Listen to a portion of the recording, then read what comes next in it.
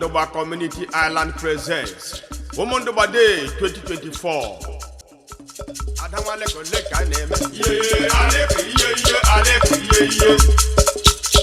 A day set out for Ụmụndụgba sons and daughters, home and abroad, to thank Almighty God for all His goodness and mercies upon our lives.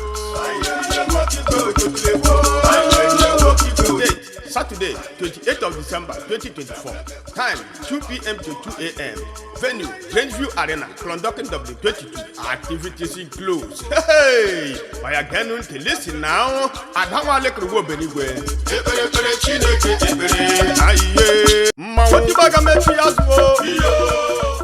Agaba, Women Cultural Dance Competition, Children Cultural Dance Competition, Ojiono Football Competition, and many more. Hey, Ụmụndụgba nwekwara mmadụ home and abroad, left and right, even at roundabout.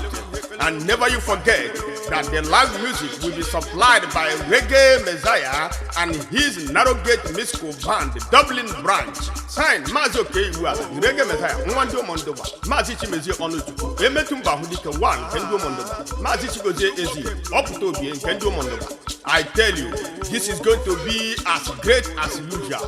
Ụmụndụgba! Merry Christmas, next Anyị na-ebe Ụmụndụgba, ebe a na-eji Ụmụndụgba ebe ihe na-eme.